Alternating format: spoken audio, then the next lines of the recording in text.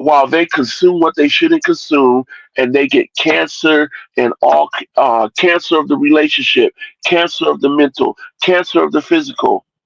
But that's their fault because of what they choose to consume.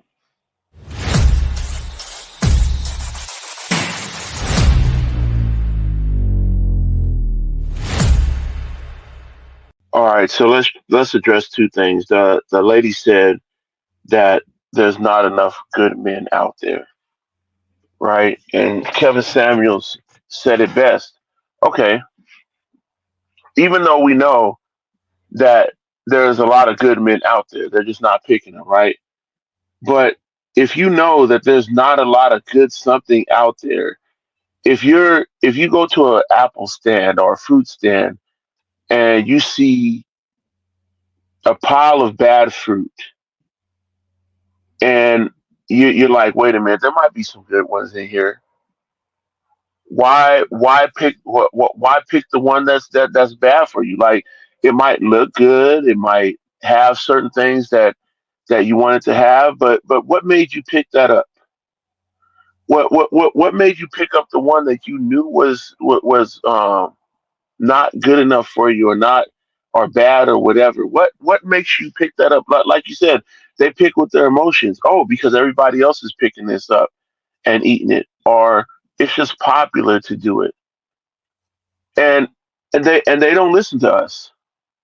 And I had a woman, well, pretty much on OD's podcast, when I'm in group discussions, the main thing women, especially feminists, say is we don't we shouldn't have to pick men better. Men need to be better when we pick them. But that just defies all logic and reasoning on planet Earth.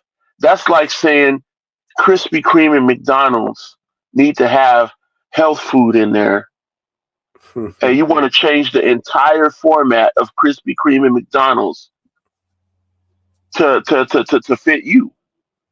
Or that's like trying to go and pick a car and say, you know what, I know this car dealership has a bad reputation of selling lemons, but they sell cars that look so good.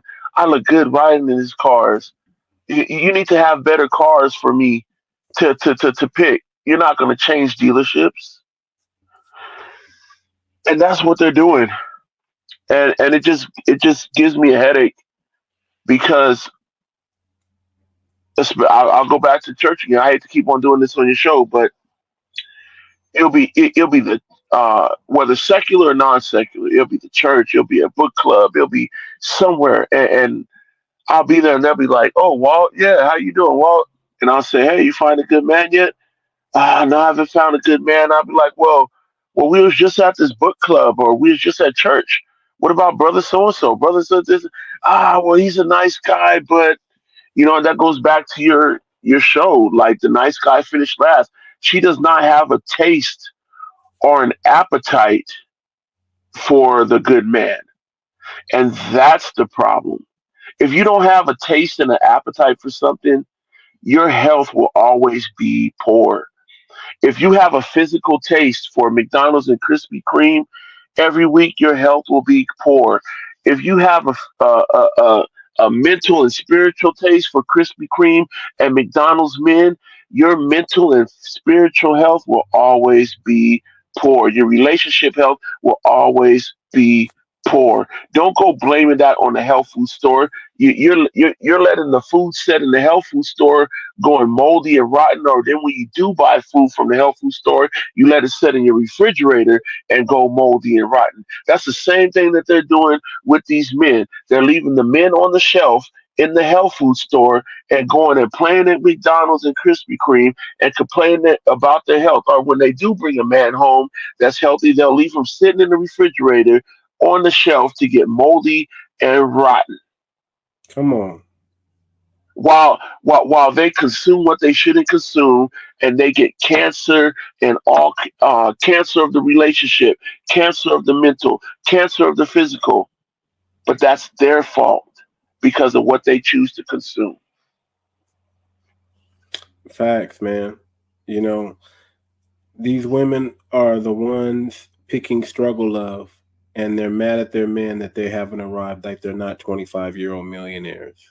You're calling the man that loves you, that you convinced that you're going to be there for him, and he's investing in you. He may be young, but he decided to not necessarily put his life cycle on pause, but he decided to deal with you while he learns life. And what do? You call him dusty, you call him broke, and he's only 25 years old. Men don't hit their financial stride till around 35, 40 years old. See, you women, you choose. You're picking a guy. You're picking wrong. We watch balloon pop dating, and we see women pop their balloon based on someone's dress. You don't even know what that man's about, but you judging him already because he dresses a little hip, a little younger for his age or whatever.